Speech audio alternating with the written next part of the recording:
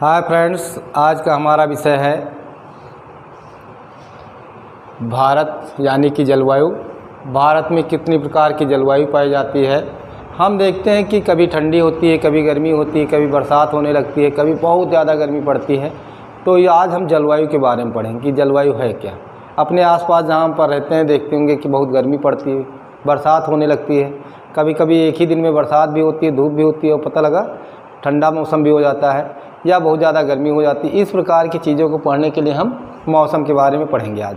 तो मौसम है क्या? मौसम का मतलब है कि मौसम वायुमंडल में तापमान, वायुदाब और आर्द्रता के कारण दिन प्रतिदिन होने वाला परिवर्तन है। यानी मौसम का मतलब है कि जो वायुमंडल है उसके ताप में, वायुदाब में और आर्द्रता में जो परिवर्तन होता है, जो दिन प्रतिदिन के कारण उसे मौसम कहते हैं या परिवर्तन कहते हैं। मौसम का परिवर्तन कहते हैं। ऋतु क्या है? ऋतुएं अपने यहाँ देखते हैं कि 4 प्रकार की पाई जाती है, लेकिन अभी हम पहले देख लें कि ऋतु क्या है। जब एक ही तरह का मौसम अधिक समय, यानी कि एक ही तरह का मौसम जब अधिक समय तक रहता है, लगभग 2 से 3 माह तक रहता है, तो उसे ऋतु कहते हैं। तो उसे क्या कहते हैं? ऋतु कहते हैं।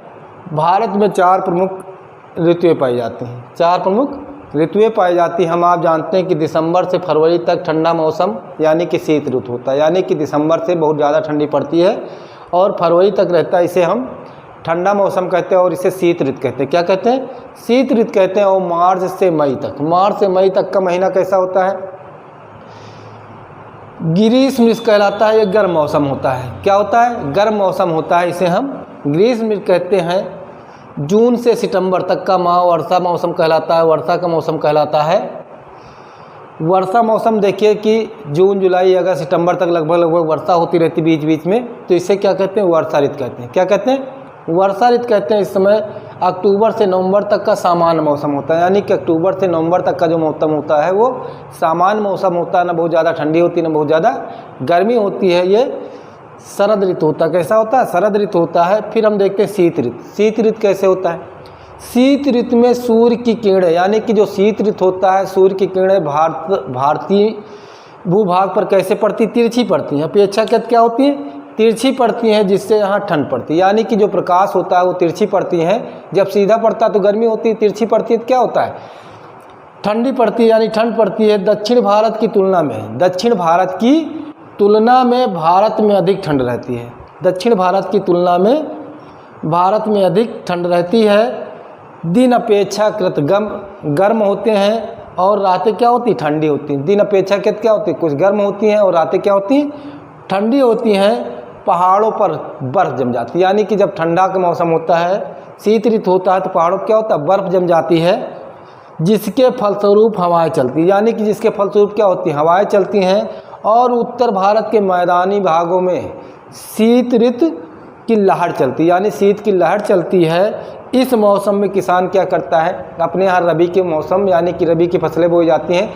रबी की फसलें आप देखते होंगे कि अक्टूबर के लास्ट में और नवंबर माह में बोई जाती है, तो इसलिए कहा जाता है इसे रबी का मौसम। यानी कि रबी की फसलें इसमें बोई जाती हैं। गेहूँ है, अरहर है, चना है, मटर है, सरसों है, तोरिया, इस तरह की चीज़ें इसमें रबी की मौसम बोई जाती है। फिर इसके बाद आता है ग्रीष्म ऋतु।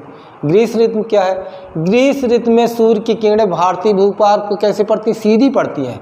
भूभाग पर सीधी पड़ती हैं, जिससे क्या होता है? यहाँ गर्मी पड़ती है। यानी कि जब सीधी प्रकाश पड़ती है तो इसके का मतलब है क्या कि ग्रीष्म ऋतु होता है और इसके कारण से बहुत अधिक गर्मी पड़ती है।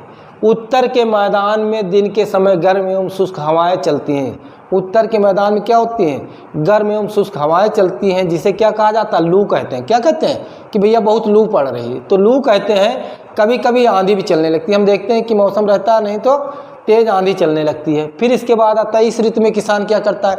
इस ऋतु में किसान करता है जायद की फसलों की बुआई करता है। जायद की फसल क्या है?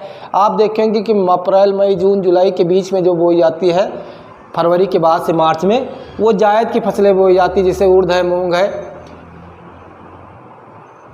पटसन है। आम का फल इसी ऋतु में प्राप्त होता है। यानी कि हम देखते हैं कि जो फरवरी माह में इसका फूल आता है आम में, और मई जून में जो है इसके फल प्राप्त होते हैं। तो ये किस मौसम मिलता है? जायद के मौसम में, यानी कि ग्रीष्म ऋतु में मिलता है। फिर इसके बाद आता है वर्षा ऋतु। वर्षा ऋतु क्या है? वर्षा ऋतु क्या है? वर्षा ऋतु में हवाएं बंगाल की खाड़ी और अरब सागर से स्थल की ओर बहती हैं।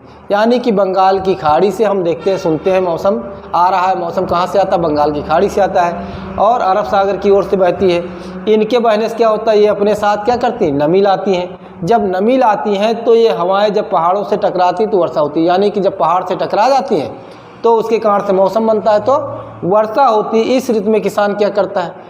खरीफ की फसलों की बुआई करता है। खरीफ की फसल में क्या बोया जाता है? हम सबसे अधिक देखते हैं कि धान। यानी कि वर्षा ऋतु में जो बोया जाता है वो कौन सी फसल है? खरीफ की फसल है, जिसे धान कहते हैं। धान है, मक्का है, ज्वार है, बाजरा है, इस तरह की चीज़ें इसमें बोई जाती है। फिर आता है शरद ऋतु। शरद ऋतु क्या है?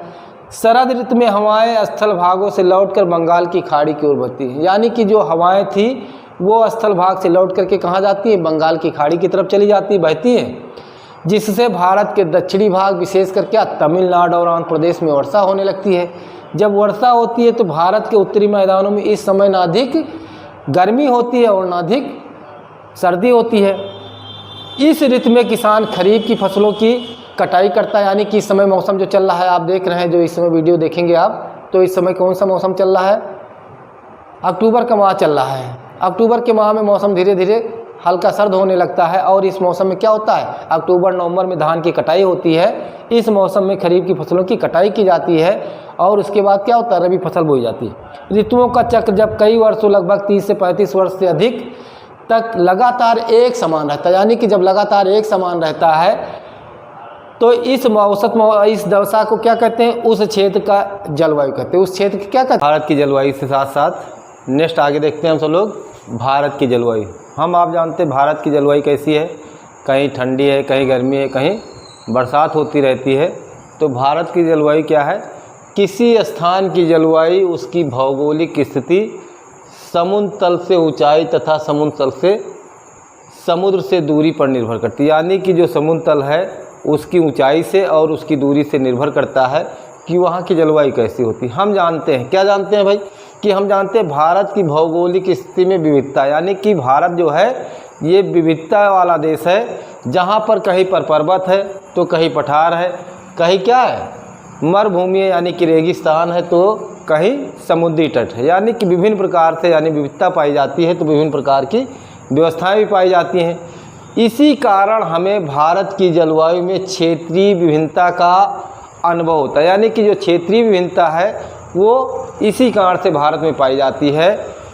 जैसे राजस्थान के मरुस्थल, यानी कि राजस्थान के मरुस्थल में स्थित जैसलमेर, यानी कि राजस्थान का मरुस्थल क्षेत्र जैसे जैसलमेर तथा बीकानेर बहुत अधिक गर्म होते हैं। क्या होते हैं?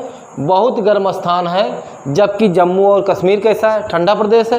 राज्य के द्रास और कारगिल स्थानों में बर्फ़ पड़ती है। यानी कि यहाँ पर क्या है? बहुत गर्म पड़ती है, यहाँ पर क्या है? बर्फ़ पड़ती है। इसके बाद तटीय मैदान, जैसे तटीय मैदान क्या? बम्बई है, कोलकाता है, की जलवायु कैसा है? सामान्य है। यानी कि ना वहाँ पर ज़्यादा अधिक गर्मी होती है, ना ज़्यादा ठंडी होती है। वे ना तो अधिक गर्म है और ना ही अधिक ठंडे होते हैं। क्यों? क्योंकि समुद्र तट पर स्थित होने के कारण, यानी कि वो समुद्र तट के किनारे स्थित हैं, इस कारण से ये स्थान क्या होते हैं? आर्द्र होते हैं। यानी कि यहाँ की जलवायु कैसी है? आर्द्र है। इन विविधताओं के रहते हुए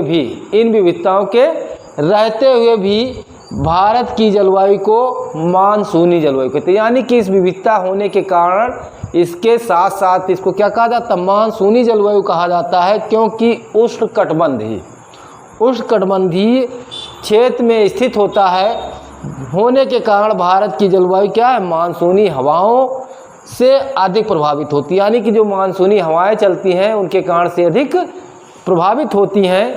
ये क्या करती? भारत की कृषि, यानी कि इसी मानसून पर भारत की कृषि निर्भर होती है। इन्हीं मानसूनी हवाओं के फलस्वरूप होने वाली वर्षा पर अधिक निर्भर करती है। यानी कि भारत की मानसूनी वर्षा जो होती है, इसके कारण से बहुत से क्षेत्रों में खेती की जाती है और खेती का उत्पादन वर्षा के यानी कि मानसूनी हवाओं के ऊपर निर्भर करता है। भारत के संदर्भ में अच्छे मानसून का अर्थ क्या है भाई?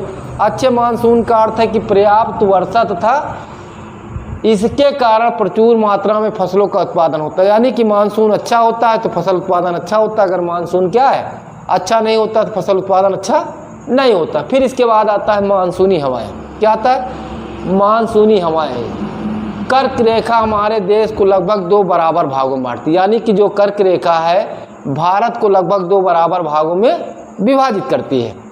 इसके दक्षिण का भाग, यानी कि जो दक्षिण का भाग होता है वो कैसा?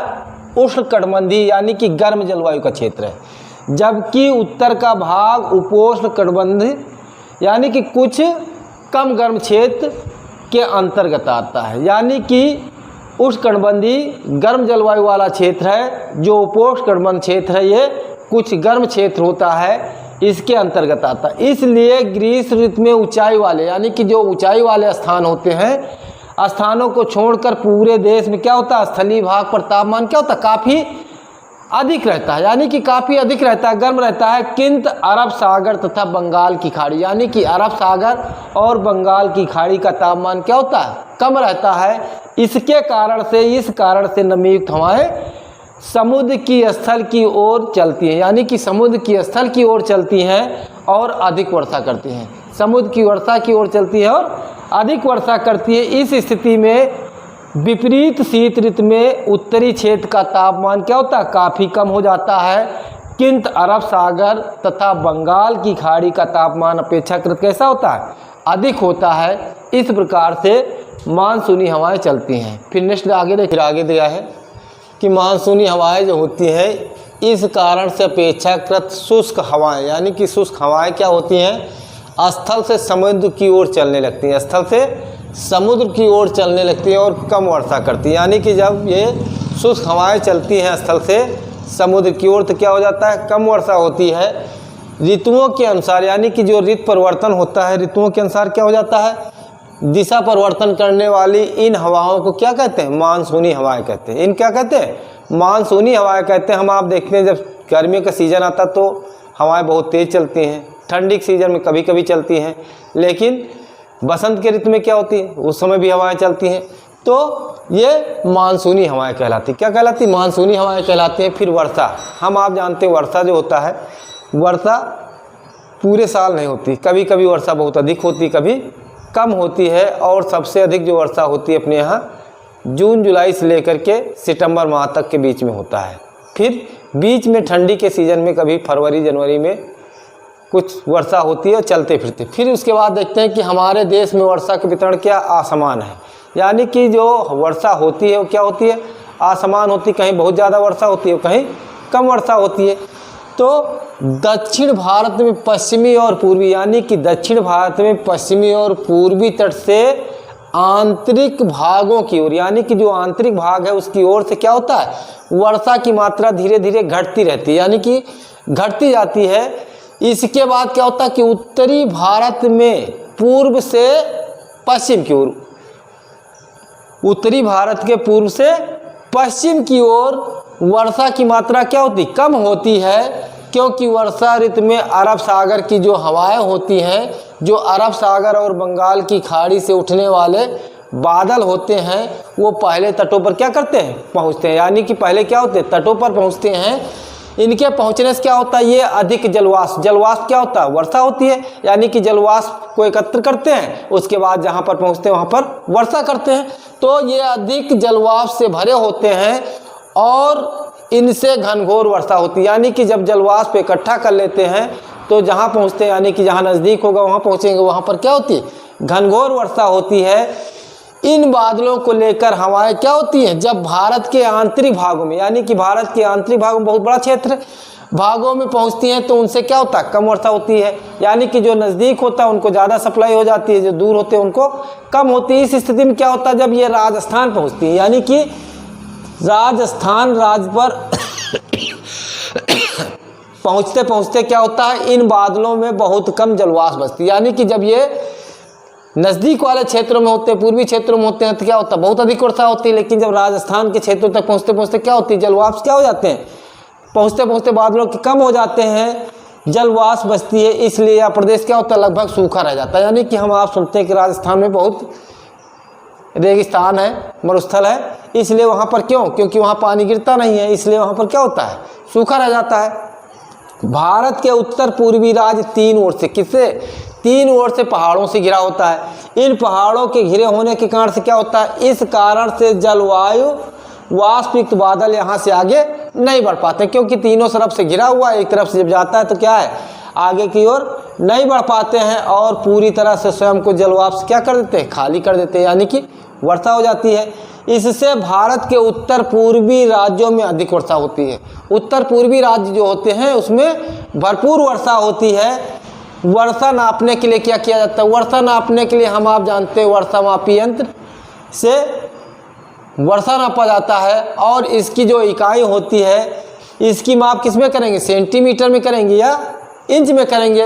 इसकी माप जो होगी, विश्व में सबसे अधिक वर्षा कहाँ होती है भाई, विश्व में सबसे अधिक वर्षा भारत के मेघालय राज्य के मासिनराम नामक स्थान पर होता है। कहाँ पर होता है, मानिसराम नामक स्थान पर होता है, मासिनराम नामक स्थान पर होता है। और इससे पहले कौन सा क्षेत्र था, चेरापूंजी क्षेत्र था, लेकिन इस समय कौन सा है, मासिनराम है। कौन सा है, मासिनराम मेघालय राज्य का है। फिर आता है तापमान। तापमान क्या, टेम्परेचर। हम देखते हैं कि गर्मी के दिनों में टेम्परेचर बहुत अधिक हो जाता है। जब अक्टूबर नवंबर का महीना आता है, दिसंबर का महीना आता है, जनवरी का महीना आता है तो टेम्परेचर कम हो जाता है। और इस बीच में जो टेम्परेचर होता है 21, 22, 25, 28 के बीच में होता है। और जब गर्मी का सीज़न होता है, अप्रैल मई जून का माह होता है, तो क्या होता है, ये टेम्परेचर कितना होता है, 48, 45, 50, 52 तक पहुंच जाता है। तो बहुत अधिक गर्मी होती है। तो वायु से ऊष्मा या ठंडक की मात्रा को तापमान कहते हैं। क्या कहते हैं, तापमान कहते हैं। तापमान किससे मापा जाता है, तापमापी से, टेम्परेचर से नापा जाता है, थर्मामीटर जिसे बोलते हैं, से तापमान मापते हैं। और इसकी इकाई क्या है, डिग्री सेल्सियस होती है। क्या होती है, डिग्री सेल्सियस होती है। उत्तर भारत में अधिक ठंड पड़ने के कारण, यानी कि उत्तर भारत में अधिक ठंड पड़ने का मुख्य कारण क्या है कि इस क्षेत्र की हिमालय क्या है, पर्वत से निकलता है और समुद्र से इसकी दूरी क्या है, कम है। और अप्रैल से जून माह में क्या होती है, अधिक गर्मी होती है। अभी बताए थे कि यहाँ के टेम्परेचर कितना हो जाता है, 48 सेल्सियस से अधिक होता है, इसलिए बहुत अधिक गर्मी होती है। इस प्रकार से ये लेक्चर आज हमारा यहीं पर ख़त्म होता है। नेक्स्ट लेक्चर में फिर मिलते हैं, तब तक के लिए धन्यवाद। जय हिंद, नमस्कार।